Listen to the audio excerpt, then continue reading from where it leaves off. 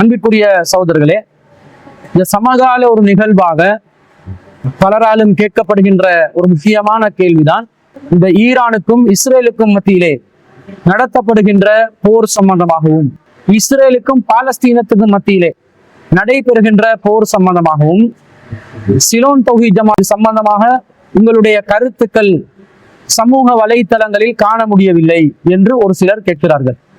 அன்பிற்குரியவர்களே, முதலாவதாக இந்த பாலஸ்தீனம் சம்பந்தப்பட்ட இஸ்ரேலுக்கும் பாலஸ்தீனத்துக்கும் மத்தியிலே நடைபெறுகின்ற யுத்தம் சம்பந்தப்பட்ட நம்முடைய நிலைப்பாடு என்னவென்பதை நாம் பல இடங்கள்ல பதிவு செய்து வந்திருக்கிறோம்.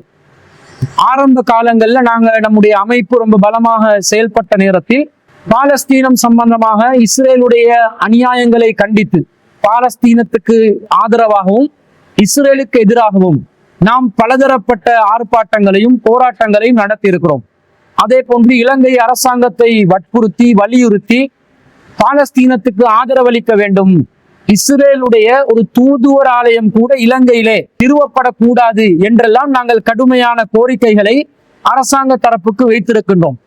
நம்முடைய கோரிக்கைகள்ல நியாயங்களை எல்லாம் அரசாங்கத்தில் இருந்தவர்கள் கண்டு ஒரு சில அறிவிப்புகளையும் செய்தார்கள். இன்று வரைக்கும் நாம் அறிந்த வரையில் இஸ்ரேலுடைய உத்தியோகபூர்வமான ஒரு தூதுவர் ஆலயத்தை கண்டு கொள்வதற்கு முடியவில்லை. அதே நேரத்துல பாலஸ்தீன நட்பு கூட்டணியில் மிக பெரிய ஒரு முக்கிய பங்கு வகிக்கக்கூடிய ஒரு நாடாக இலங்கை நாடாகவும் தொடர்ச்சியாக செயல்பட்டு வந்திருந்ததன் அடிப்படையில் அந்த காலகட்டங்களில் இருந்த அரசு தரப்பில் தலைவர்கள் எல்லாம் பாலஸ்தீனத்துக்கு பகிரங்க ஆதரவுகளை எல்லாம் தெரிவித்துக் கொண்டிருந்ததை எல்லாம் நாம் கடந்த காலத்தில் நம்முடைய அமைப்பு சார்ந்த போராட்டங்களாக மேற்கொண்டு வந்தோம். ஆனால் பலதரப்பட்ட சர்ச்சைகளும் சோதனைகளும் அமைப்பு ரீதியாக கண்ட பிறகு தற்போது நம்முடைய அமைப்பு சார்பாக இந்த பாலஸ்தீன மக்களுக்கு ஆதரவு தெரிவித்து மக்களை ஒன்று திரட்டி ஒரு ஆர்ப்பாட்டம் நடத்துகின்ற அளவிற்குரிய அந்த பலம் தற்போது இல்லாத காரணத்தினால் இன்ஷா அல்லாஹ் படிப்படியாக அந்த வளர்ச்சிகளை அடைகின்ற காலத்திலே மிகப்பெரிய அளவுல இது போன்ற முஸ்லிம் நாடுகளுக்கு எதிராக சர்வதேச அளவிலும் அல்லது இலங்கையில ஏற்படக்கூடிய முஸ்லிம்களுக்கு எதிரான அநியாயங்கள், அநீதிகள், அக்கிரமங்கள் இருந்தால் அதை களமிறங்கி குரல் எழுப்புவதற்கு நாம் ஒருபோதும் தயங்க மாட்டோம் என்பதை முதலாவதாக பதிவு செய்து கொள்கிறோம். அதே நேரத்துல இந்த இஸ்ரேல் மற்றும் பாலஸ்தீனம் சம்பந்தப்பட்ட சர்ச்சையினுடைய பின்னணி சம்பந்தமாக நம்முடைய நிலைப்பாட்டை நாம் அறிவிப்பதற்கு கடமைப்பட்டிருக்கிறோம். எந்த ஒரு மாற்று கருத்துக்கும் இடமில்லாத வகையில பாலஸ்தீனம் என்பது முஸ்லிம்களுடைய நாடு என்பதில் எந்த ஒரு சந்தேகமும் இல்லை, எல்முனை அளவும் கூட சந்தேகம் இல்லாத ஒரு தெளிவான உறுதியான உண்மை என்பதை நாம் அனைவரும் அறிந்து வைத்திருக்கிறோம். ஏனென்று சொன்னால் முஸ்லிம்களுடைய நம்பிக்கை சார்ந்த வகையிலும் பாலஸ்தீனம் என்பது முஸ்லிம்களுக்கு ஒரு புனிதமான பூமியாக இருக்கிறது. அல்லாஹ் ரப்புல் ஆலமீன் 17வது அத்தியாயத்துல 1வது வசனத்துல நபிகள் நாயகம் ஸல்லல்லாஹு அலைஹி வஸல்லம் அவர்கள் மக்காவில் இருந்து பாலஸ்தீனத்துக்கு இஸ்ரா என்ற இரவு பயணத்தை மேற்கொண்டு அந்த பாலஸ்தீனம் சம்பந்தமாக குறிப்பிடுகின்ற நேரத்தில் சுப்ஹானல்லதி அஸ்ரா பி அப்திஹி லைலன் மினல் மஸ்ஜிதில் ஹராமி இலல் மஸ்ஜிதில் அக்ஸல்லதி பாரக்னா ஹவுலா, மஸ்ஜிதுல் ஹராமில் இருந்து புனிதமான பள்ளிவாசலில் இருந்து மஸ்ஜிதுல் அக்ஸா வரைக்கும் சுற்றுப்புறத்தை பரக்கத் நிறைந்ததாக ஆக்கப்பட்டிருக்கக்கூடிய மஸ்ஜிதுல் அக்ஸா வரைக்கும் தனது அடியாரை ஒரே இரவில் அழைத்து சென்றவன் பாக்கியமிக்கவன், அவன் தூய்மையானவன் என்று அல்லாஹ் தஆலா 17வது அத்தியாயத்துல 1வது வசனத்துல குறிப்பிடுகிறார். இப்ப முஸ்லிம்களுக்கு பாலஸ்தீனம் என்பது ஒரு புனிதமான பூமி என்ற வகையில அதன் மீது மிகவும் பெரிய ஒரு பற்று இருப்பதை யாராலும் மறுக்க முடியாது, மறுக்கவும் கூடாது. நபிகள் நாயகம் ஸல்லல்லாஹு அலைஹி வஸல்லம் அவர்களும் ஒருவர் நன்மையை நாடி பயணம் மேற்கொள்வதற்கு தகுதியான ஒரு இடமாக இருந்தால் அது பாலஸ்தீனத்தில் இருக்கக்கூடிய அக்ஸா பள்ளியும் ஒன்றுதான் என்று குறிப்பிட்டிருக்கிறார்கள். புகாரியிலே 1189வது செய்தியாக வரக்கூடிய அபூ ஸைத் அல் குத்ரி ரலியல்லாஹு அன்ஹு அறிவிக்கக்கூடிய செய்தி, லா துஷத்துர் ரிஹாலு இல்லா இலா ஸலாஸதி மஸாஜித், 3 பள்ளிவாசல்களுக்கே தவிர புனிதத்தை மேற்கொண்டு நன்மையை நாடி யாரும் பயணம் செய்யக்கூடாது. அதுல அல் மஸ்ஜிதுல் ஹராம், முதலாவது மஸ்ஜிதுல் ஹராம் காபத்துல்லாஹ்வை சொல்றாங்க. இரண்டாவது மஸ்ஜிதுர் ரசூலி ஸல்லல்லாஹு அலைஹி வஸல்லம், நபி ஸல்லல்லாஹு அலைஹி வஸல்லம் அவர்களுடைய பள்ளிவாசலான மஸ்ஜிதுன் நபவி. மூன்றாவதாக மஸ்ஜிதுல் அக்ஸா, மஸ்ஜிதுல் அக்ஸா என்று சொல்லக்கூடிய பாலஸ்தீனத்திலே இடம் பெற்றிருக்கக்கூடிய அந்த பள்ளிவாசலை நபிகள் நாயகம் ஸல்லல்லாஹு அலைஹி வஸல்லம் குறிப்பிடுறாங்க. அப்ப இந்த வகையில பார்த்தாலும் பாலஸ்தீனம் என்பது முஸ்லிம்களுக்கு ஒரு புனிதமான இடமாக இருக்கிறது. ஆதம் அலைஹிஸ்ஸலாம் அவர்கள் ஆரம்பத்துல காபத்துல்லாவை சுற்றிதான் வாழ்ந்தார்கள். 40 ஆண்டுகளுக்கு பிறகு ஆதம் அலைஹிஸ்ஸலாம் அவர்களால் தான் பாலஸ்தீனத்தில் உள்ள அந்த மஸ்ஜிதுல் அக்ஸா கட்டப்படுகிறது. இதையும் நபிகள் நாயகம் ஸல்லல்லாஹு அலைஹி வஸல்லம் அவர்களிடம் அபூதர் ரலியல்லாஹு அன்ஹு அவர்கள் கேட்கின்ற நேரத்தில் அபூதர் ரலியல்லாஹு அன்ஹு கேட்கிறாங்க, யா ரசூலல்லாஹ் ஐயு மஸ்ஜிதின் உலிஅ ஃபில் அர்லி, பூமியிலே ஆரம்பமாக கட்டப்பட்ட பள்ளிவாசல் எது என்று கேட்ட நேரத்தில் அல் மஸ்ஜிதுல் ஹராம், முதலாவது கட்டப்பட்ட பள்ளிவாசல் காபத்துல்லா, புனிதமிக்க பள்ளி மஸ்ஜிதுல் ஹராம் என்று சொல்றாங்க. பிறகு அவர் கேட்கிறார் சும்மா ஐயும், பிறகு எது என்று கேட்கிறாங்க. ரசூலுல்லாஹ் சொல்றாங்க அல் மஸ்ஜிதுல் அக்ஸா, மஸ்ஜிதுல் அக்ஸா தான் இரண்டாவதாக கட்டப்பட்டது. அப்ப அபூதர் ரலியல்லாஹு அன்ஹு கேட்கிறாங்க கம்கான பைனஹுமா, அந்த ரெண்டுக்கு மத்தியில எவ்வளவு காலம் இடைவேளை இருந்தது என்று கேட்ட நேரத்தில் ரசூலுல்லாஹ் சொல்றாங்க அர்பஊன ஸனா, 40 வருடங்கள் என்று நபி ஸல்லல்லாஹு அலைஹி வஸல்லம் சொன்ன செய்தியை நாங்க புகாரியில 3366வது செய்தியாக பார்க்கிறோம். அப்ப ஆதம் அலைஹிஸ்ஸலாம் அவர்களால் தான் ஆரம்பத்துல காபத்துல்லாவை நிர்மாணம் செய்து 40 ஆண்டுகளுக்கு பிறகு மஸ்ஜிதுல் அக்ஸாவை நிர்மாணம் செய்யப்படுகிறது, உருவாக்கப்படுகிறது. அப்ப அது ஆரம்பத்திலிருந்து முஸ்லிம்களுடைய தரப்பிலிருந்து ஒரு பள்ளிவாசல் என்பது உறுதியாகுகிறது. அதே போன்று இப்ராஹிம் நபி அலைஹிஸ்ஸலாம் அவர்கள் பாலஸ்தீனத்துல அந்த மஸ்ஜிதுல் அக்ஸாவை ஒட்டி வாழ்ந்திருக்கிறாங்க. இன்னும் பல நபிமார்கள், இஸ்ஹாக் அலைஹிஸ்ஸலாம், யாக்கூப் அலைஹிஸ்ஸலாம், அவருடைய வழித்தோன்றல்கள் பல நபிமார்கள், ஜக்கரியா அலைஹிஸ்ஸலாம், யஹ்யா அலைஹிஸ்ஸலாம், ஈசா அலைஹிஸ்ஸலாம், அதற்கு முன்பதாக மூசா அலைஹிஸ்ஸலாம், ஹாரூன் அலைஹிஸ்ஸலாம், தாவூத் அலைஹிஸ்ஸலாம், சுலைமான் அலைஹிஸ்ஸலாம் எல்லோரும் இந்த பாலஸ்தீனத்தை ஒட்டிதான் வாழ்ந்திருக்கிறார்கள். என்ற வகையில முஸ்லிம்களுக்கு வரலாற்று ரீதியாக பாலஸ்தீனம் என்பது முஸ்லிம்களுடைய ஒரு குடியிருப்பு, முஸ்லிம்கள் வாழ்ந்த பூமி, முஸ்லிம்களுக்கு சொந்தமான ஒரு இடம் என்றதுல எந்த ஒரு மாற்று கருத்தும் இல்லை. சுலைமான் நபி அலைஹிஸ்ஸலாம் அவர்களுடைய காலகட்டத்துல மஸ்ஜிதுல் அக்ஸா மிக பிரம்மாண்டமான முறையில கட்டப்பட்டு அது மிக விசாலமான ஒரு பள்ளிவாசலாக உருவாக்கப்படுகிறது. பிறகு மூசா அலைஹிஸ்ஸலாத்துக்கு பிறகு வாழ்ந்த அந்த யூத குழு இஸ்ரவேலர்களை சேர்ந்தவர்கள் மூசா அலைஹிஸ்ஸலாத்தை பின்பற்றியதாக சொல்லிக் கொண்டு அவர்களுக்கு மாறு செய்தவர்கள், சுலைமான் நபி அலைஹிஸ்ஸலாத்தை ஏற்றுக்கொண்டதாக சொல்லி பிறகு அவருடைய காலத்துக்கு பிறகு மாற்றம் செய்தவர்கள், இந்த மாதிரி ஒரு குழப்பவாதிகளான ஒரு நிலையில் அன்றைய காலகட்டம் முதல் வாழ்ந்த யூதர்கள் இந்த பாலஸ்தீனத்தை ஒட்டிய பகுதியை ஆக்கிரமிக்கிறார்கள். அவங்கதான் நாங்க நபிமார்கள்ட்ட சொல்ல பின்பற்றுவோம் என்று சொல்லுவாங்க. ஆனா நபிமார்கள் கொண்டு வந்ததற்கு முற்றுமுழுதாக மாற்றமான ஒரு வாழ்க்கையை வாழுவாங்க. இப்படிப்பட்ட நிலையில ஈசா அலைஹிஸ்ஸலாம் அவர்களுடைய காலம் வரைக்கும் நபிமார்கள் அவர்களுக்கு சாதகமானதை கொண்டு வந்தா ஏற்றுக்கொள்வதும், பாதகமானதை கொண்டு வந்து அவர்களை கொண்டு குவிப்பதும் என்ற ஒரு இரட்டை நிலைப்பாட்டிலே யூதர்கள் வாழ்ந்து கொண்டு இருந்தார்கள். அல்லாஹ் ரப்புல் ஆலமீன் திருக்குர்ஆன்ல 2வது அத்தியாயத்துல 87வது வசனத்துல இது சம்பந்தமாக சொல்லும் போது வலக்கத் ஆத்தைனா மூசல் கிதாப, மூசாவுக்கு நாம் வேதத்தை வழங்கினோம், வகஃபைனா மின் பாதிஹி பிர்ருசுல், அவருக்கு பிறகு நபிமார்களை தூதர்மார்களை தொடரச் செய்தோம், வஆத்தைனா ஈஸா இப்ன மரியம் அல் பையினாத், மரியமுடைய மகன் ஈசா அலைஹிஸ்ஸலாம் அவர்களுக்கு நாம் தெளிவான அத்தாட்சிகளை வழங்கினோம், வஅய்யத்னாஹு பிரூஹில் குதுஸ், ரூஹுல் குதுஸ் மூலம் அவரை பலப்படுத்தினோம். ஆனா அந்த யூதர்கள் இவ்வளவு அல்லாஹ் தஆலா அருட்கொடைகளை நபிமார்களை தொடர்ச்சி அனுப்பி இந்த சமூகத்துக்கு அல்லாஹ் அருள் புரிகிறார். ஆனா அவர்கள் என்ன செய்தார்கள், அஃப குல்லமா ஜாஅக்கும் ரசூலும் பிமா லா தஹ்வா அன்ஃபுசுக்கும், உங்களுக்கு விருப்பம் இல்லாததை தூதர்கள் கொண்டு வருகின்ற நேரத்தில் இஸ்தக்பர்தும், நீங்கள் பெருமை அடித்தீர்கள், ஃபரீகன் கذبtum, ஒரு சிலரை நீங்கள் பொய்ப்பித்தீர்கள், ஃபரீகன் தக்துலூன், இன்னும் ஒரு சாராரை நீங்கள் கொலை செய்தீர்கள் என்று அல்லாஹ் சொல்கிறான். அப்ப நபிமார்கள் கொண்டு வந்ததுல அவங்களுக்கு சாதகமானது மட்டும் ஏற்றுக்கொள்வாங்க, பாதகமானதை ஏற்றுக்கொள்ள மாட்டாங்க. நபிமார்கள் அவங்க விரும்பினவங்களை ஏற்றுக்கொள்வார்கள், விரும்பாதவர்களை பொய்ப்பிப்பார்கள். நபிமார்கள் ஒரு சிலரை கொலை செஞ்சும் இருக்கிறாங்க என்ற வகையில மிகவும் ஒரு மோசமான நிலையில் வாழ்ந்தவர்களாக இந்த பனு இஸ்ரவேலர்கள் வாழ்ந்தார்கள். இப்படிப்பட்ட நிலையில தொடர்ச்சியாக இந்த பனு இஸ்ரவேலர்கள் ஜக்கரியா அலைஹிஸ்ஸலாத்துடைய காலத்திலும் ஜக்கரியா அலைஹிஸ்ஸலாம் அவர்களை கொலை செய்வதற்கு முயற்சி செய்தார்கள், பல நபிமார்களை கொலை செய்தும் இருந்தார்கள். ஈசா அலைஹிஸ்ஸலாத்தையும் குறிவைத்தார்கள். ஈசா அலைஹிஸ்ஸலாம் அவர்கள் கொண்டு வந்துள்ள இன்ஜீல் என்பது தௌராத்துல யூதர்கள் எதையெல்லாம் மறைத்து வைத்தார்களோ அதெல்லாம் உண்மைப்படுத்தக்கூடியதாக இருக்குது என்பதையெல்லாம் இந்த யூதர்களுடைய முகத்திரையை கிழிக்கக்கூடிய நிலையில் இருந்ததனால ஈசா அலைஹிஸ்ஸலாம் அவர்களுக்கு எதிராகவும் அவருடைய காலத்துல வாழ்ந்த பிலாத்து மன்னனிடம் இவரை பற்றி ஈசா அலைஹிஸ்ஸலாம் அவர்களை பற்றி தவறான புகார்களை எல்லாம் வைத்து கொலை செய்வதற்கு முயற்சி செய்தார்கள், சதி செய்தார்கள். அல்லாஹ், அவர்களும் சதி செய்தார்கள், அல்லாஹ்வும் சதி செய்தார். வல்லாஹு கைருல் மாக்கிரீன், அல்லாஹ் சூழ்ச்சிகளில் மிகச் சிறந்த சூழ்ச்சியாளனாக இருக்கிறான் என்று அல்லாஹ் ஈசா அலைஹிஸ்ஸலாம் அவர்களை தன்னளவில் உயர்த்தி பாதுகாத்தான். இந்த நிலையில யூதர்கள் மோசமான நிலையில இருந்ததனால பலவிதமான ஆட்சியாளர்களும் பாலஸ்தீனத்தை சுத்தி இருந்த பல ஆட்சியாளர்கள் கூட இவர்களை குறிவைத்துக் கொண்டுதான் இருந்தார்கள். அப்ப ஈசா அலைஹிஸ்ஸலாம் அவர்களுக்கு பிறகு ஈசா அலைஹிஸ்ஸலாத்தை ஆதரிக்கக்கூடிய ஒரு சூழ்நிலை உருவாகி பாலஸ்தீனத்தில் இருந்தவர்கள் அப்படியே ஒரு கிறிஸ்தவ மதம் என்ற பெயர்ல புது மதம் ஒன்று உருவாகி அதற்கு ஆதரவான ஒரு நிலை வந்த உடனே யூதர்கள் எல்லாம் பாலஸ்தீனத்திலிருந்து துரத்தி அடிக்கப்படுகிறார்கள், ஓரம் கட்டப்படுகிறார்கள். அதற்கு பிறகு கிறிஸ்துக்கு பின் 325 ஜெருசலத்தை ஆட்சி செய்த கான்ஸ்டன்டின் என்று சொல்லக்கூடிய மன்னன் இந்த யூதர்களை பாலஸ்தீனத்துக்குள்ள நுழைகிறதுக்கு முழுசா தடையும் விதிக்கிறார். எந்த வகையிலும் பாலஸ்தீனத்துக்குள்ள யூதர்களும் நுழையக்கூடாது என்றொரு தடையையும் விதித்து முழுமையாக பாலஸ்தீனம் கிறிஸ்தவர்களும் இன்னும் சிலரும் வாழக்கூடிய ஒரு நிலையில அவர்கள் வைத்திருந்தார்கள். அப்ப நபி ஸல்லல்லாஹு அலைஹி வஸல்லம் அவர்களுடைய காலகட்டத்துல கிறிஸ்தவர்களுடைய ஆளுகைக்கு கீழே பாலஸ்தீனம் இருக்கிறது.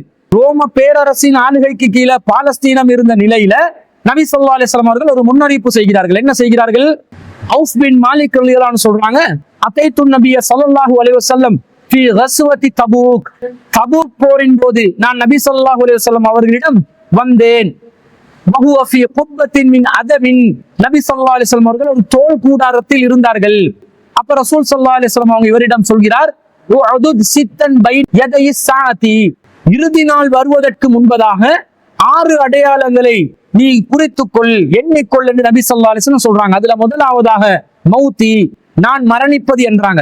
இரண்டாவதாக சும்ம ஃபத்ஹு பைத்துல் மக்தஸி, பிறகு பைத்துல் மக்தஸ் கைப்பற்றப்படும், வெற்றி கொள்ளப்படும். பிறகு நபி ஸல்லல்லாஹு அலைஹி சொல்றாங்க, சும்ம மூத்தானுன் யஹ்து ஃபீக்கும் ககுஆசில் கனமி, ஆடுகளுக்கு ஏற்படும் ஒரு வகையான நோயை போன்று ஒரு கொள்ளை நோய் உங்களை முழுமையாக பிடித்துக் கொண்டு அதிலே ஏராளமானவர்கள் நீங்கள் மரணம் அடைவீர்கள். பிறகு சும்மஸ்திஃபாலத்துல் மாலி அத்தா யுஅத்தர் ரஜுலு மிஅத தீனாரின் ஃபயலல்லு சாஹிதன், பிறகு செல்வம் பெருகி வழியும். எந்த அளவுக்கு பெருகும் என்று சொன்னால், ஒருவருக்கு 100 பொற்காசுகள் கொடுக்கப்பட்ட பின்பும் அதனை அற்பமாக கருதி அதிலே அவர் திருப்தி அடையாத நிலை இருக்கும். பிறகு நபி ஸல்லல்லாஹு அலைஹி சொல்றாங்க, சும்ம ஃபித்னத்துன் லா யப்கா பைத்தும் மினல் அரபி இதா தஹலத்துஹு, பிறகு ஒரு ஃபித்னா குழப்பம் ஏற்படும், அரபுகளுடைய ஒவ்வொரு வீட்டுக்குள்ளேயும் அது நுழைந்து விடும், அரபுகளுடைய வீடுகள்ல அது நுழையாத எந்த வீடும் இருக்காது என்றாங்க. பிறகு சும்ம ஹுத்னத்துன் தகூனு பைனகும் வ பைன பனி அஸ்வரி ஃபயஹ்திரூன், பிறகு உங்களுக்கும் கிழக்கு ரோமானியரான மஞ்சள் நிறத்தாருக்கும் இடையே சமாதான ஒப்பந்தம் ஒன்று ஏற்படும். ஆனால் ஃபயஹ்திரூன், அவர்கள் உங்களுக்கு மோசடி செய்து விடுவார்கள். ஃபயஅதூனகும் தஹ்த ஸமானீன ஆயா, உங்களுக்கு எதிராக போரிடுவதற்கு 80 கொடிகளின் கீழே அணிவகுத்து அவர்கள் வருவார்கள். தஹ்த குல்லி ராயத்தி இஸ்னா அஸ்ர அல்ஃபன், அவர்களுடைய ஒவ்வொரு கொடிக்கும் கீழே 12,000 போர் வீரர்கள் இருப்பார்கள் என்ற செய்தியை நபி ஸல்லல்லாஹு அலைஹி வஸல்லம் அவங்க சொல்லி இருப்பதை நாங்க புகாரில 3176வது செய்தியாக பார்க்கிறோம். அப்ப இதுல 2வது முன்னறிவிப்பா ரசூல் என்ன சொல்றாங்க? சும்ம ஃபத்ஹு பைத்துல் மக்தஸி, பைத்துல் மக்தஸ் பைத்துல் முகத்திஸ் வெற்றி கொள்ளப்படும் என்று நபி ஸல்லல்லாஹு அலைஹி வஸல்லம் சொன்னாங்க. இது எப்ப நிறைவேறுகிறது என்று சொன்னால், உமர் இப்னு கத்தாப் ரலியல்லாஹு அன்ஹு அவர்கள் ஹிஜ்ரி 16ஆம் ஆண்டுல கிறிஸ்துக்கு பின் 637ல எர்முக் எனும் இடத்துல ரோமர்களுடன் ஒரு போர் நடக்குது. அந்த போர் செய்து முஸ்லிம்கள் வெற்றி அடைகிறார்கள். அப்ப ரோமர்களுடைய கையில இருந்த பைத்துல் மக்தஸ் மீண்டும் முஸ்லிம்களுடைய கைக்கு வருது உமர் ரலியல்லாஹு அன்ஹு ஆட்சி காலத்துல. உமர் ரலியல்லாஹு அன்ஹு அவர்களுக்கு அந்த பைத்துல் மக்தஸுடைய சாவிகளை கிறிஸ்தவ பாதிரிமார்கள் அவர்களாக மனமுவந்து முன்வந்து கையில் ஒப்படைத்தார்கள் என்ற வரலாற்று செய்திகளை எல்லாம் பார்க்கிறோம். இந்த மாதிரி நடக்குது. பிறகு உமர் ரலியல்லாஹு அன்ஹு அவர்கள் பைத்துல் முகத்தஸ புனர் நிர்மாணம் செய்யறாங்க. அதனுடைய எல்லையில ஒரு பள்ளிவாசலையும் மஸ்ஜித் உமர் என்று உமர் ரலியல்லாஹு அன்ஹு அவர்கள் உருவாக்குகிறார்கள். இந்த வரலாறு நடக்குது. பிறகு உமையா ஆட்சி காலத்துல அப்துல் மலிக் பின் மர்வான் என்று சொல்லக்கூடிய ஆட்சியாளருடைய தலைமைக்கு கீழே பைத்துல் முகத்தஸ் தற்போது உள்ள நிலையில புனர் நிர்மாணம் செய்யப்பட்ட ஒரு நிலையில் உருவாகுகிறது. பிறகு மீண்டும் கிறிஸ்துக்கு பின் 1099ஆம் ஆண்டு சிலுவை போராட்டம் நடக்குது. அப்ப சிலுவை போராடிகள் மீண்டும் மஸ்ஜிதுல் அக்ஸாவை கைப்பற்றுகிறார்கள். கிட்டத்தட்ட 1099ஆம் ஆண்டிலிருந்து 1187ஆம் ஆண்டு வரைக்கும் 88 வருட காலம் கொடூர ஆட்சி ஒன்று நிலவுகிறது. 70,000க்கும் மேற்பட்ட மக்கள் படுகொலை செய்யப்பட்ட நிலையில் சிலுவை போர் முழுவதுமாக நடைபெறுகிறது. அந்த சிலுவை போர்ல பைத்துல் முகத்தஸ் முழுமையாக மீண்டும் கிறிஸ்தவர்களுடைய கைவசத்திற்கு செல்கிறது. பிறகு மீண்டும் சலாஹுத்தீன் அய்யூபி அவர்களுடைய ஆட்சி காலத்துல பைத்துல் முகத்தஸ் மீண்டும் முஸ்லிம்களுடைய கைக்கு வருது. அப்ப இந்த மாதிரி வரலாற்று நெடுகிலும் ஆரம்பத்துல முஸ்லிம்களுடைய கைவசத்தில் இருந்த, நபிமார்களுடைய கைவசத்தில் இருந்த, ஆட்சியாளர்களுடைய கைவசத்தில் இருந்த பைத்துல் முக்கத்திஸை அடிப்படையாக கொண்டு பாலஸ்தீன தேசம் மாறி மாறி கைப்பற்றப்படுகிறது. கிறிஸ்தவர்கள் கைப்பற்றுகிறார்கள், யூதர்கள் கைப்பற்றுகிறார்கள், மீண்டும் முஸ்லிம்கள் கைப்பற்றுகிறார்கள், மீண்டும் கிறிஸ்தவர்கள் கைப்பற்றுகிறார்கள். இப்படி மாறி மாறி அந்த பள்ளிவாசலை கைப்பற்றக்கூடிய ஒரு சூழ்நிலை உருவாகுகிறது. அது முஸ்லிம்களுடைய ஒரு புனித தலமாக இருக்கிற மாதிரி கிறிஸ்தவர்களும் புனித தலமாக கருதுவது, யூதர்களும் தங்களுடைய புனித தலமாக கருதுவதுதான் இதுக்கு அடிப்படையான காரணமா இருக்குது. ஒவ்வொருத்தரும் தங்களுக்குரிய புனித தலம், தாவீது ராஜாவை, சாலமோன் ராஜாவை கிறிஸ்தவர்களும் ஏற்றுக்கொண்டிருக்கிறார்கள், அதே போன்று யூதர்களும் ஏற்றுக்கொண்டிருக்கிறார்கள். முஸ்லிம்களும் நாங்கள் சுலைமான் அலைஹிஸ்ஸலாம், தாவூத் அலைஹிஸ்ஸலாம் என்று நபிமார்களாக ஏற்றுக்கொண்டிருக்கிறோம். அப்ப இந்த மாதிரி ஒரு சூழ்நிலையில இது கைப்பற்றப்பட்டு மாறி மாறி மாறி வந்துச்சு. ஆனா அடிப்படை உண்மை என்ன?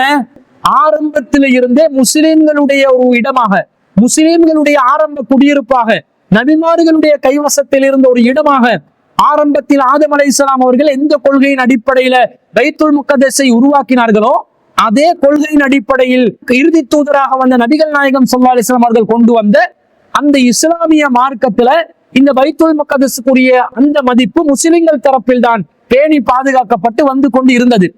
இப்படிப்பட்ட ஒரு சூழ்நிலையில மீண்டும் என்ன செய்யப்படுகிறது? சலாவுத்தீன் அய்யூபி அவர்களுடைய ஆட்சி காலத்துக்கு பிறகு தொடர்ச்சியாக பைத்துல் முக்கத்தஸ் முஸ்லிம்களுடைய கைவசத்தில் இருந்து வருகிறது. இப்படிப்பட்ட ஒரு சூழ்நிலையில முதலாம் உலக போர் ஆரம்பிக்கிறது. அந்த காலப்பகுதிக்கு முன்பதாக இஸ்ரவேலர்கள் ஒரு சதி திட்டத்தை மேற்கொள்றாங்க. என்ன சதி திட்டம்? அவங்களுக்கு ஒரு ராஜ்யம் உருவாக்கணும், இஸ்ரேலிய சாம்ராஜ்யத்தை உருவாக்கணும், அது அவர்களுடைய வேதாகமத்தில் பரிந்துரைக்கப்பட்ட ஆட்சியாக இருக்கிறது என்று சொல்லி ஒரு தனி தேசத்தையும் ஆட்சியையும் தங்களுக்கென்று உருவாக்குவதற்கான ஒரு குழுவை உருவாக்கி ஜயோனிஸ்டுகள் என்ற ஒரு சயோனிச சிந்தனை உள்ள இஸ்ரேல் தேசத்தை உருவாக்குகின்ற ஒரு அமைப்பை உருவாக்கி அதற்காக துண்டு பிரசுரங்களை விநியோகித்து பல மக்களையும் அந்த கொள்கையை நோக்கி அழைத்து கொண்டு பிரச்சாரம் செய்து கொண்டு இருந்தார்கள். ஆங்காங்கே ஒவ்வொரு நாடுகளிலும் சிதறி கிடந்த யூதர்களை ஒரு அணிக்கு கீழே திரட்டுவதற்கான ஒரு முயற்சியாக இந்த முயற்சி மேற்கொள்ளப்பட்டது. அந்த நேரத்துல இந்த பாலஸ்தீனம் என்பது பிரித்தானியாவின் ஆளுகைக்கு கீழே இருந்தது. பிரித்தானியர்கள் உலக நாடுகளை கைப்பற்றி கொண்டு தன்னுடைய ஆளுகைக்கு கீழே கொண்டு வந்து இந்த நாடுகளுடைய வளங்களை சூறையாடி கொண்டு ஒரு சொகுசான வல்லரசான நாடாக மாற வேண்டும் என்ற ஒரு விதமான அநியாயத்தை செய்து கொண்டு திரிந்து கொண்டிருந்தார்கள். இலங்கை நாடும் அவர்களால் கைப்பற்றப்பட்டது, இந்தியாவும் கைப்பற்றப்பட்டது. இப்படி பல நாடுகளை அவர்கள் கைப்பற்றிய அந்த நிலையில பாலஸ்தீனமும் அவர்களுடைய ஆளுகைக்கு கீழே செல்கிறது. இப்ப இவங்க என்ன பண்றாங்க?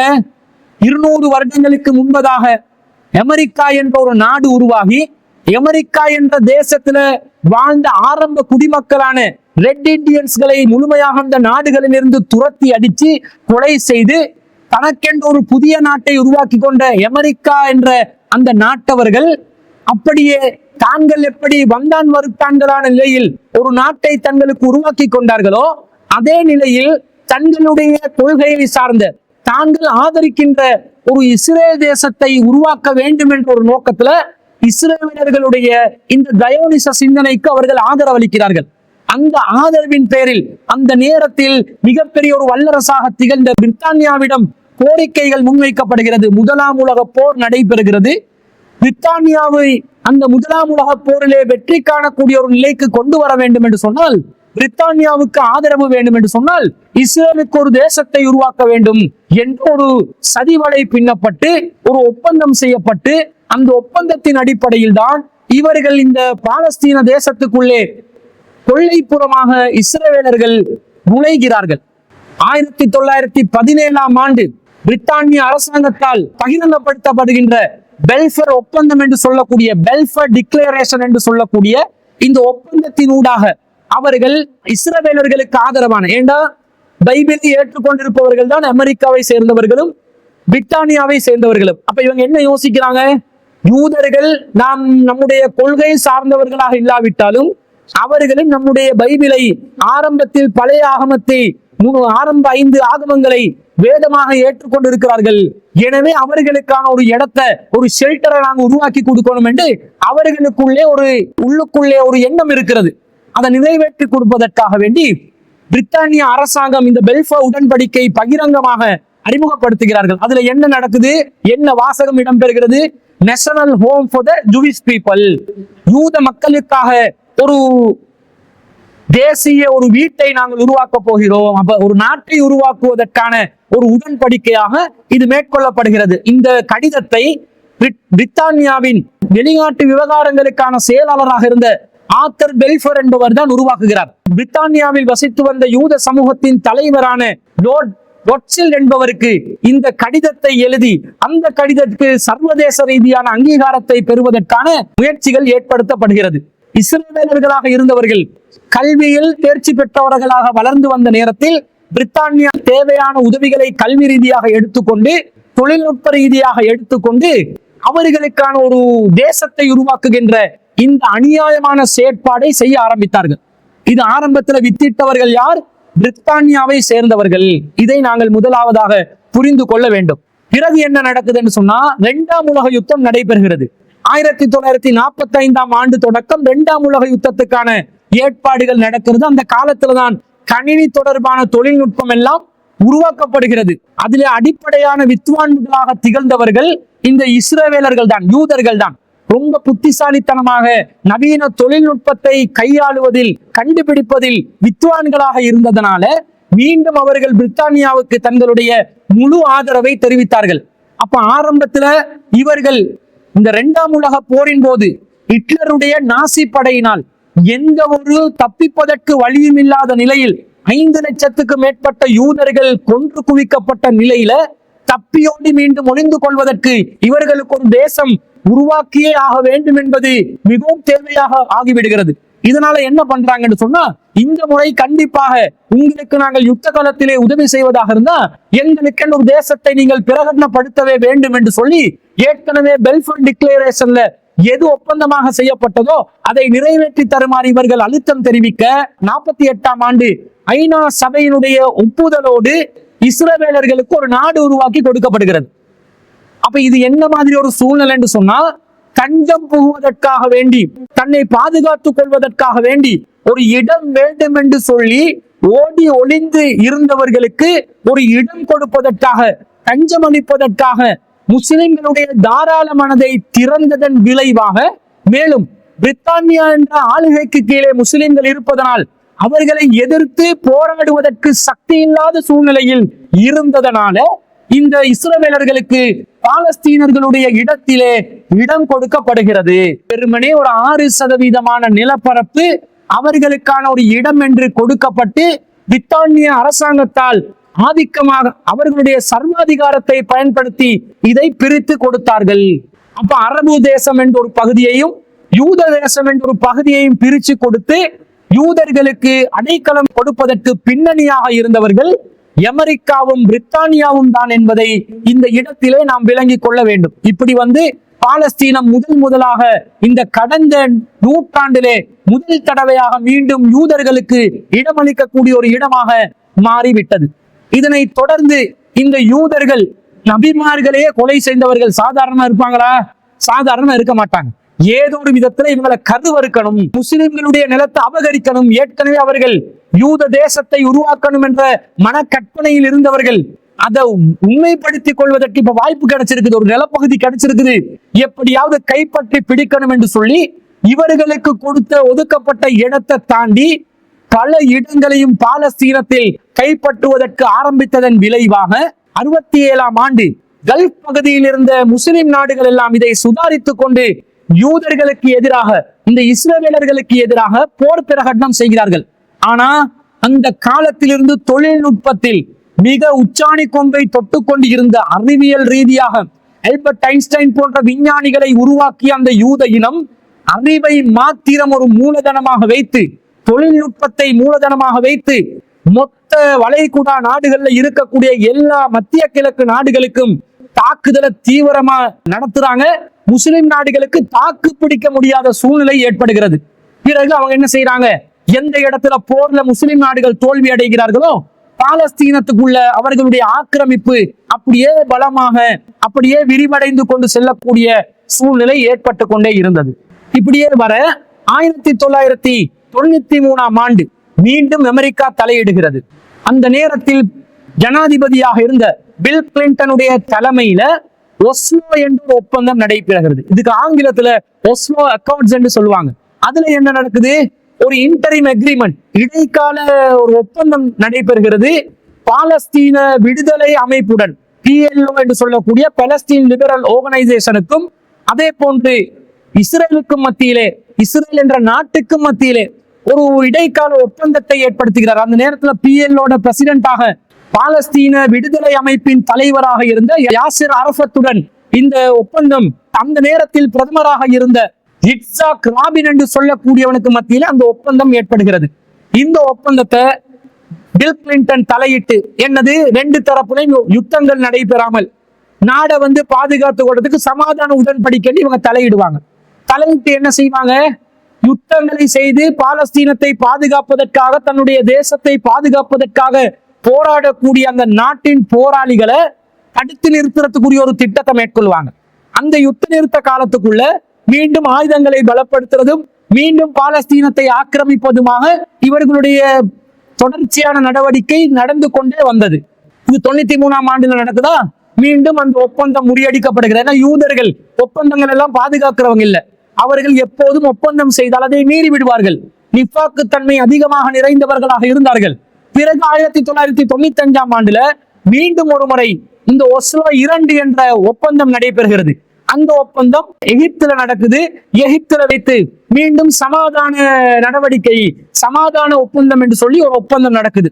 இப்படியே ஒப்பந்தங்கள் செய்வதும் மீண்டும் ஒப்பந்தங்களை முறியடிப்பதும், ஒப்பந்தங்களை முறியடித்த பிறகு மீண்டும் ஒரு முறை தாக்குதல் நடத்தி பாலஸ்தீனத்தை கைப்பற்றுவதும் என்ற வகையில தற்போது வரைக்கும் பாலஸ்தீன தேசத்துல 90% மேற்பட்ட பகுதிகளை தன்வசத்தில் வைத்துக் கொண்டு பாலஸ்தீன மக்களை கொன்று குவித்துக் கொண்டு, பாலஸ்தீன பெண்களை கற்பழிப்பவர்களாகவும், பாலஸ்தீன சிறுவர்களை கொன்று குவிப்பவர்களாகவும், பாலஸ்தீனத்தினுடைய கட்டிடங்களை இடிபாடங்களாக இடித்து தரைமட்டம் ஆக்குபவர்களாகவும் மிகப்பெரிய ஒரு அநியாயத்தை தொடர்ச்சியாக செய்து வந்தார்கள்.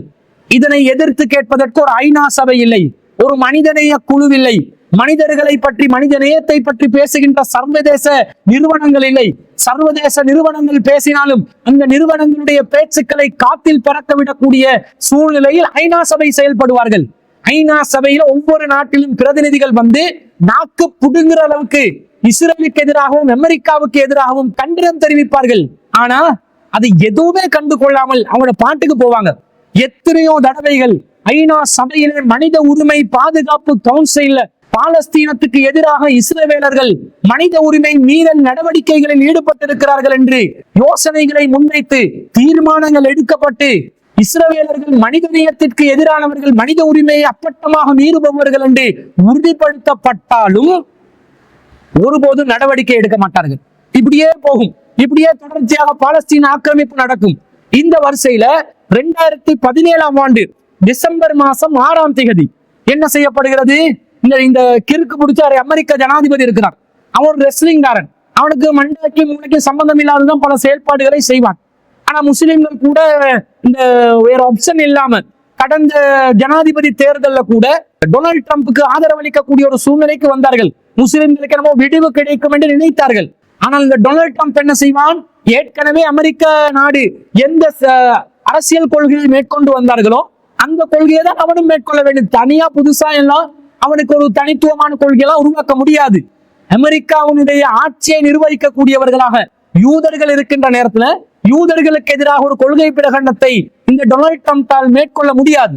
இவன் என்ன பண்றான் என்றால் 2017ஆம் ஆண்டு டிசம்பர் மாசம் 6ஆம் தேதி ஒபிஷியலி அனௌன்ஸ் பண்றான். என்ன அனௌன்ஸ் பண்றான்? United States of America officially recognized Jerusalem as the capital city of the state of Israel. Israel தேசத்தில் தலைநகரமாக, உத்தியோகபூர்வ தலைநகரமாக ஜெருசலத்தை அமெரிக்கா அங்கீகரிக்கிறது என்ற ஒரு அறிவிப்பை செய்தான். ஆனா அவர்களுக்குள்ளேயும் அமெரிக்க ஆட்சியை அதிகாரம் செய்யக்கூடியவர்கள் அரசியல் மட்டத்துக்கு மத்தியிலே இது ஒரு சர்ச்சைக்குரிய பேச்சாக மாறினாலும் இதுதான் இறுதி முடிவாக இருந்தது. அவர்கள் இதை வாபஸ் வாங்கவில்லை. இதுதான் இஸ்ரேலுடைய தலைநகரம் தான் ஜெருசலம். அப்ப கிறிஸ்தவர்கள் இதுக்கு உரிமை கொண்டாடி கொண்டு இருக்கிறாங்க, யூதர்கள் உரிமை கொண்டாடி கொண்டு இருக்கிறாங்க. முஸ்லிம்கள் உரிமை கொண்டாடுவது மாத்திரமில்லாமல் ஆதிவாசிகளாக அந்த பூமியில் வாழ்ந்து வந்தவர்கள், அவர்களை பற்றி எல்லாம் சிந்திக்காம ஒருதலை பட்சமாக யூதர்களுக்கும் கிறிஸ்தவர்களுக்கும் மாத்திரம் சார்பான முறையில் இந்த டொனால்டு ட்ரம்ப் என்பவன் அன்றைய நாட்களில் ஒரு அறிவிப்பை செய்தான். இதற்கு எதிராக நாங்கள் அந்த நாட்களில் நாம் செயலாற்றிய அமைப்பு சார்பாக கடும் கண்டனத்தை தெரிவித்த ஒரு மாபெரும் ஆர்ப்பாட்டத்தை நாங்கள் நிகழ்த்தினோம். இப்படி நடந்துச்சு. பிறகு என்ன நடக்குது? மீண்டும் ஒரு முறை இவர்கள் தாக்குதல் நடத்துவார்கள். அப்ப இந்த காசா கரையோரத்திலிருந்து பாலஸ்தீனத்தை பாதுகாக்கணும் என்ற ஒரு சுயேட்சை குழுவாக, அரசாங்கத்துடைய அங்கீகாரமும் இல்லாமல் தங்களுடைய மக்களை பாதுகாப்பதற்காக ஹமாஸ் என்ற குழுவினர்கள் தன்னுடைய நாட்டை பாதுகாப்பதற்கான ஒரு போர்க்களத்தில் அவர்கள் தொடர்ச்சியாக ஈடுபட்டு கொண்டு வருகிறார்கள். இவர்களை இலக்காக காட்டி இவர்கள் சர்வதேச தீவிரவாதிகள், நியாயத்துக்காக எவனாவது குரல் கொடுத்தா அவனை தீவிரவாதி ஆக்குறது, எவனாவது அநியாயத்தை தட்டி கேட்டா அவனை பயங்கரவாதி ஆக்குறது, எவன் உண்மையிலே பயங்கரவாதியாக இருக்கிறானோ அவன் சமாதானத்தின் தந்தையாக ஆக்குவது, இதுவே இவர்களுடைய போங்காக தொடர்ச்சியாக இருந்து கொண்டு வந்தது. ஜெருசலம் என்பது இஸ்ரேலின் தலைநகரம் என்ற அறிவிப்பு செஞ்சோன்னே பெஞ்சமின் நெத்தன்யாகு அந்த நேரத்துல இருந்து இவன் தான் பிரைம் மினிஸ்டரா இருக்கிறான். இந்த நாயி கொடுங்கோலன் முஸ்லிம்களை அழித்து ஒழிப்பதை இவனுடைய முதன்மை பணியாக வைத்திருக்கக்கூடிய இவன் என்ன செய்தான்? இவன் உடனடியாக அதை அங்கீகரித்து பாராட்டி டொனால்ட் ட்ரம்புடைய இந்த பேச்சுவார்த்தையை நாங்கள் அங்கீகரிக்கிறோம், பாராட்டுகிறோம் என்றெல்லாம் பேசுவான். இப்படியே இந்த கூத்தாட்டம் தொடர்ச்சியாக சர்வதேச ரீதியான அரசியல்ல வந்துச்சு. யாரும் இதற்கு நியாயம் பேச மாட்டாங்க. நியாயம் பேசினா அவர்கள் அநியாயக்காரர்களாக, தீவிரவாதிகளாக, பயங்கரவாதிகளாக சித்தரிப்பார்கள். இப்படிப்பட்ட ஒரு நிலைமை. இப்படி கடைசியாக 2023ஆம் ஆண்டு அக்டோபர் மாதம் 7ஆம் தேதியிலிருந்து ஒரு தொடர்ச்சியான போர் காசாவை அப்படியே தரமட்டமாக்கி, பாலஸ்தீனத்தை தரமட்டமாக்கி, கிட்டத்தட்ட பல்லாயிரக்கணக்கான மக்களை குன்று குவித்து, பல்லாயிரக்கணக்கான கட்டிடங்களை தரைமட்டமாக்கி, பல்லாயிரக்கணக்கான பாலஸ்தீன குழந்தைகளை கொலை செய்து ஒரு அநியாயத்தை இஸ்ரேல் ராணுவம் செய்து வருகிறது, இஸ்ரேல் நாடு செய்து வருகிறது. இதற்கு மீண்டும் ஒரு முறை ஜனாதிபதியாக வந்த ட்ரம்ப் ஒரு நீதி செலுத்துவான் என்று அமெரிக்கா முஸ்லிம்களும் நம்பி இருந்தார்கள். ஆனா கடந்த 2 மாதங்களுக்கு முன்பதாக என்ன அறிவித்தான்? உடனடியாக அறிவிக்கிறான். என்ன அறிவிக்கிறான் தெரியுமா? நாங்க காசாவை இந்த அளவுக்கு ஒரு தீக்கரையான ஒரு நகரமாக வைப்பதை அங்கீகரிக்க முடியாது, காசாவுக்கு ஒரு விடிவு காலம் வேண்டும். உடனே முஸ்லிம்கள் என்ன விடிவு காலம், நல்ல தீர்ப்பு சொல்லுவானான்னு பார்த்தா என்ன சொல்றான் தெரியுமா? காசாவை நாங்க பிசினஸ் சிட்டியா மாத்த போறோம், பிசினஸ் செய்யக்கூடிய ஒரு வர்த்தக நகரமாக ஆக்க போறோம். அப்ப காசால குடியிருந்த மக்கள் அவங்களை எல்லாத்தையும் லெபனானுக்கோ, சிரியாவுக்கோ, ஜோர்தானுக்கோ எங்கேயாவது சுத்தி உள்ள ஒரு நாட்டுக்கு நாங்க அவளை கடத்திடுவோம் என்று ஆக்களை கடத்திடுவோம் என்றான். அப்போ ஊடகவியலாளர்கள் எல்லாம் கேள்வி கேட்கிறாங்க, இப்படி நீங்க ஆக்கள் எல்லாத்தையும் கடத்துவோம் என்று சொல்றியே, இது நியாயமா? அவங்க பரம்பரை குடிமக்களாக இருக்கிறார்கள், அவர்கள் தான் அந்த பூமியிலே நிஜ குடிமக்கள், அவர்களை எப்படி நாங்க விரட்டலாம் என்று கேட்கிற நேரத்துல அது வேற என்ன பண்ண, அவங்களுக்கு இஸ்ரேலுக்கு எதிர்த்தவங்களால் சண்டை போட முடியுமா என்று கேட்கிறேன். அப்ப என்ன அர்த்தம்? நீ உரிமைக்காக போராட்டதா இருந்தா நீ ஆயுதம் வச்சுக்கோ, நீ பலசாலியா இருந்துக்கோ, நீ பவர்ஃபுல்லா இருந்துக்கொள்ளணும், அப்பதான் உனக்கு நாடுகளை கைப்பற்றலாம். இதாண்ட காட்டு மிராண்டி காலத்திலிருந்து செஞ்சு வந்தான். காட்டு மிராண்டி காலத்திலிருந்து, சட்டத்தின் ஆதிக்கம் இல்லாத காலத்திலிருந்து இந்த அநியாயத்தை தானே ஒவ்வொருவரும் செய்து வந்தான். அதே அநியாயத்தை, சட்டத்தின் ஆதிக்கம், மனித உரிமைகள், மனித நேயத்தை பற்றி பேசக்கூடிய இந்த காலத்துல செய்வேன் என்று சொன்னால் நீ ஒரு காட்டு மிராண்டி. டொனால்ட் ட்ரம்ப் என்பவன் ஒரு காட்டு மிராண்டி. இப்படி தொடர்ச்சியாக அநியாயம். பாலஸ்தீன மக்களுக்கு விடிவு காலத்தில் ஒரு சொட்டு தண்ணீர் இல்ல, தண்ணீர் கொடுப்பதை தடை செய்கிறான். எந்த நாட்டிலும், எந்த காலத்திலும், எந்த போர் தர்மத்திலும் இடம்பெறாத அநியாயங்களையும் அட்டூழியங்களையும் நெத்தன்யாகு, பெஞ்சமின் என்று சொல்லக்கூடிய நாயினால் ஏற்படுத்தப்படுகிறது. ஆனால் அதை தட்டி கேட்பதற்கு ஒரு நாதி இல்லை. இப்படி எல்லாம் தொடர்ச்சியாக வருகின்ற நேரத்துல அந்த ஹமாஸ் என்ற குழு அவர்கள் மாத்திரம் சொற்பமான ஆயுதங்களை வச்சு, ஆனால் அல்லாஹ்வுடைய உதவியை மாத்திரம் பெற்றுக்கொண்டு இன்று வரைக்கும் போராட்ட களத்துல இருக்கிறாங்க. இஸ்ரேல் ராணுவத்துக்கு ஹமாஸ தாக்கு பிடிக்க முடியாத நிலை, அடிக்கிறான், பொதுமக்களை தான் சாகடிக்கிறான், பொதுமக்களை தான் தாக்குறான். ஹமாஸினுடைய தலைவர்களை இலக்கு வச்சு தாக்குறான். மீண்டும் உருவாகுகிறார்கள், மீண்டும் களமிறங்குகிறார்கள், மீண்டும் ஒரு தலைவன் உருவாகுகிறான். இப்படி 70-80 ஆண்டு காலமாக தொடர்ச்சியாக இந்த போராட்டத்துல ஒரு குழு ஹமாஸ் என்ற பெயர்லையோ அல்லது ஃபத்தா என்ற பெயர்லையோ அல்லது அந்த நாட்டை சேர்ந்த போராளிகள் உருவாகி கொண்டு தொடர்ச்சியாக பாலஸ்தீனத்தை காப்பாத்தி வர்றான். ஒரு சிறிய குழுதான். ஆனா இவன் என்ன பண்றான்? இவனுடைய ஆயுதத்தையும் சர்வதேச பலத்தையும் வைத்துக் கொண்டு மொத்தமாக பாலஸ்தீனத்தை தீக்கரையாக்கி பாலஸ்தீன தேசத்தை ஒரு சுடுகாடாக மாற்றிக் கொண்டிருக்கிறார். இந்த அநியாயத்தை தட்டி கேட்பதற்கு ஒரு சக்தி இல்லையா? சவுதி அரசாங்கம் இதை தட்டி கேட்காதா? மத்திய கிழக்கு நாடுகள் தட்டி கேட்க மாட்டார்களா? துபாய் அரசாங்கம் இதை தட்டி கேட்காதா? கட்டார் அரசாங்கம் இதை தட்டி கேட்காதா? வேறு முஸ்லிம் நாடுகள் இதற்கு எதிராக களம் இறங்க மாட்டார்களா? குவைத் தட்டி கேட்காதா? ஈராக் தட்டி கேட்காதா என்ற ஒரு கடுமையான ஏக்கத்தோடு முஸ்லிம்கள் இருந்து கொண்டிருக்கிறார்கள். ஏனென்றால் பச்சையாக குழந்தைகள் சாகடிக்கப்படுவதை பார்த்து எந்த உள்ளத்தாலும் அமைதியாக இருக்க முடியவில்லை. இதுக்கு நியாயம் வேணும், இதுக்கு நீதி வேணும், இதுக்கு ஏதாவது ஒரு தீர்வு வேணும், ஒரு சக்தி வேணும் என்று கேட்டுக்கொண்டிருக்கிற நேரத்துல பாலஸ்தீன தொட்டு யமன் பகுதியிலிருந்து ஊதி படைகள் அவங்களோட கிளர்ச்சியாளர்கள் கொஞ்சம் பேர் இருந்து ஒரு சப்போர்ட்டை கொடுக்குறான், தொடர்ச்சியா கொடுத்து வரலாம்.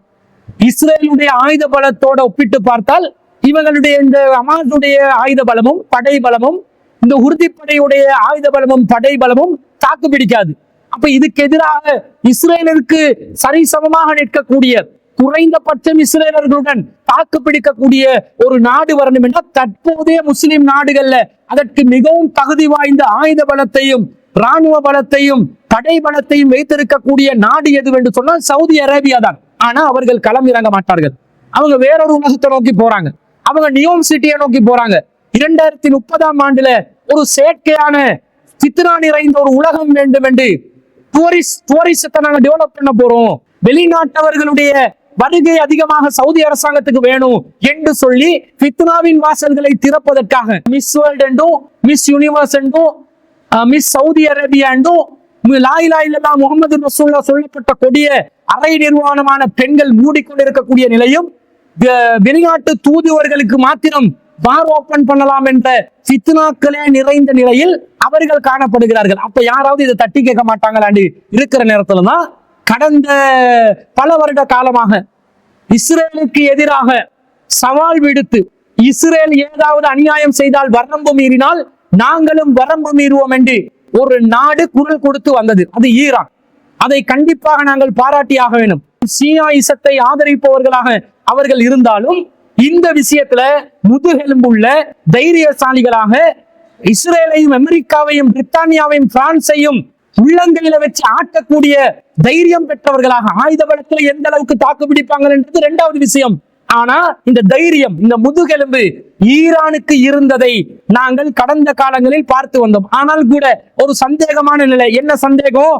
எப்ப பார்த்தாலும் தாக்குவேன் தாக்குவேன் தாக்குவேன் என்று சொல்றாங்களே தவிர இவ்வளவு ஆண்டு காலமா தாக்கின வரலாறு நாங்க பார்க்கல.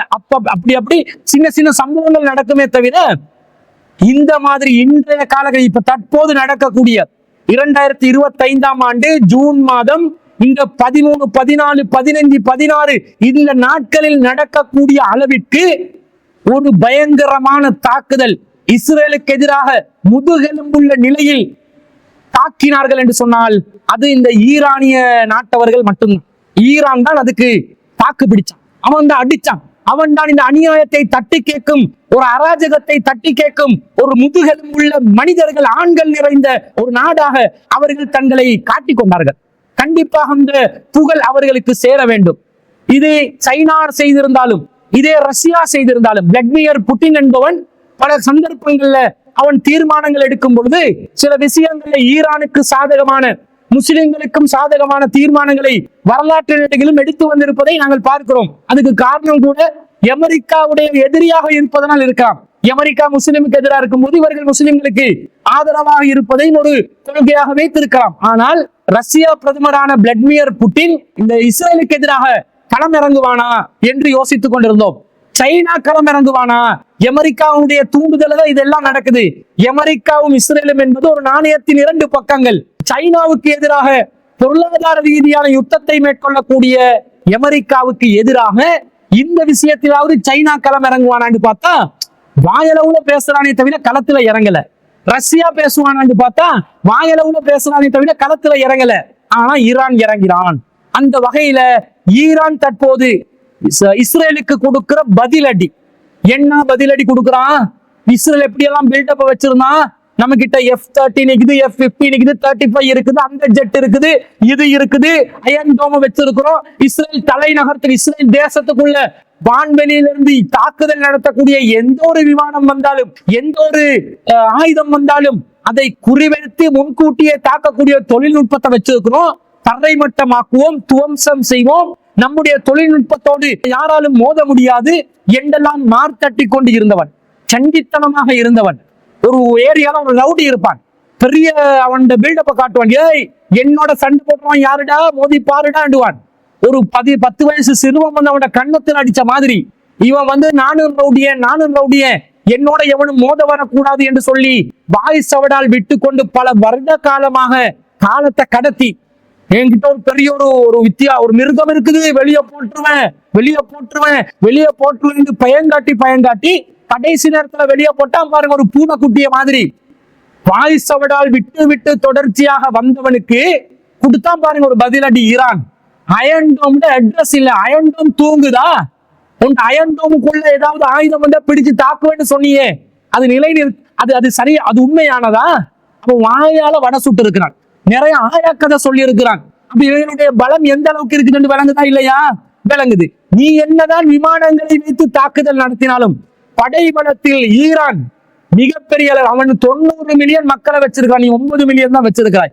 அவனுடைய தொழில்நுட்பம் உன்னுடைய அளவுக்கு தொழில்நுட்பத்துல மிக நவீன ரகத்தை கொண்ட விமானங்களை, தாக்குதல் நடத்துகின்ற விமானங்கள் ஈரான் வைத்திருக்காவிட்டாலும் உன்னுடைய எண்ணிக்கை விட அதிகமான ட்ரோன்களை வைத்திருக்கிறான், மிசைல்களை வைத்திருக்கிறான். அது மழையாக வந்து இஸ்ரேல் மீது கொட்டினால் இஸ்ரேல் எங்கென்று காணாமல் போய்விடும், இஸ்ரேல் என்ற தேசம் உலக வரைபடத்தில் இருந்து இல்லாமல் போய்விடும் என்ற அளவுக்கு இவன் நிக்கிறான், பதிலடி கொடுக்கிறான். அந்த வகையில ஈரான் நாட்டை சேர்ந்தவர்கள், ஆயத்துல்லா குமேனி உட்பட அந்த ராணுவத்தில் இருக்கக்கூடிய அதிகாரிகள், தலைவர்கள், அந்த முப்படை வீரர்கள் தைரியசாலிகள் என்பதுல மாற்று கருத்து இல்லை. இந்த ஏக்கம் ஏன் முஸ்லிம்களுக்கு ஷியாயிசத்தை ஆதரிக்கக்கூடிய நபிகள் நாயகம் ஸல்லல்லாஹு அலைஹி வஸல்லம் அவர்களுக்கு இந்த வஹி வரவில்லை? அலி ரலியல்லாஹு அன்ஹு வந்த வஹியை தான் நபிகளார் கைப்பற்றி கொண்டார்கள், தனக்கென்று எடுத்துக்கொண்டார்கள் என்று வஹியில் பங்கு போடக்கூடிய திருக்குர்ஆன் என்பது 18,000 வசனங்களை கொண்டது. 3/2 பங்கு நம்மிடம் இருக்கிறது, 1/3 தான் நீங்க உலகத்துக்கு காட்டுறீங்க என்று குர்ஆனே சர்ச்சையாக்கி இருக்கக்கூடியவர்கள், நபித்தோழர்களை முர்த்ததாக, காஃபிர்களாக பட்டம் சொல்லி முர்த்தத்கள் என்று நபித்தோழர்களை அறிவிப்பவர்கள், அன்னை ஆயிஷா ரலியல்லாஹு அன்ஹா அவர்களை ஒரு தவறான பெண்மணியாக சித்தரிக்கக்கூடிய இந்த ஷியாயிசத்தை சேர்ந்த, ஷியாயிசம் என்ற மிகப்பெரிய வழிகட்ட குஃப்ரியத்தும் சிறுக்கும் நிறைந்த ஒரு ஈரான் நாடு, கொள்கையில் நமக்கும் அவர்களுக்கும் மலைக்கும் மடுவுக்கும் அளவுக்கு வித்தியாசம் இருக்கிறது. வானமும் பூமியும் தான் கொள்கை என்று பார்த்தா. ஷியாயிசத்தை முழுமையாக இஸ்லாம் புறக்கணிக்கிறது. ஆனா உலக ரீதியாக சைனா வந்து இந்த வேலையை செஞ்சாலும் ஆதரித்து பேச வேண்டும், ரஷ்யா வந்து இந்த வேலையை செய்தாலும் ஆதரித்து பேச வேண்டும் என்ற வகையில ஈரான் தற்போது இஸ்ரேல் என்ற அயோக்கியனுக்கு எதிராக தாக்குதல் நடத்தினா இஸ்ரேல் மக்களும் இப்பதான் போர்க்களம் என்னன்றதை உணர்றாங்க. அவன் அண்டர்வேரோட ஓடுறான், எனக்கு பாதுகாப்பு வேணும் என்று. அப்ப காசால 70 வருடமா 75 வருடமாக சிறுவர்கள் நெருப்புலையும் தீக்குண்டுகளுக்கு மத்தியிலையும் அவர்கள் ரொம்ப நெருக்கடிக்கு உள்ளாகி போர் மலைகளில் அவர்கள் நனைந்து கொண்டு வாழ்ந்து கொண்டிருந்தார்களே, அந்த வருத்தம் எல்லாம் இப்பதான் இவங்க உணர்றாங்க. அதெல்லாம் இவனுக்கு ஆரம்பத்துல புரியல, இப்ப புரியுது என்று சொன்னா, அப்ப இஸ்ரவேலர்களுக்கு எதிராக தாக்குதல் நடத்தினார்கள் என்ற வகையில தான் நம்முடைய ஆதரவு ஈரானுக்கு இருக்குது. கொள்கை ரீதியாக அவர்களும் நாமும் கடும் எதிர்ப்பிலே இருக்கிறோம் என்பதை, கடுமையான வேறுபாட்டுடன், கொள்கை வேறுபாட்டுடன் இருப்போம் என்பதை நாம் யாரும் மறந்துவிடக் கூடாது. இதுதான் இந்த ஈரான் போராட்டம், ஈரான் இஸ்ரேலுக்கு மத்தியில் உள்ள யுத்தம் சம்பந்தமாகவும், இஸ்ரேல் பாலஸ்தீனத்துக்கு மத்தியில் உள்ள யுத்தம் சம்பந்தமாகவும் சிலோன் தௌஹீத் ஜமாத்தின் நிலைப்பாடாக இருக்கிறது என்பதை முதலாவதாக பதிவு செய்து கொள்கிறோம்.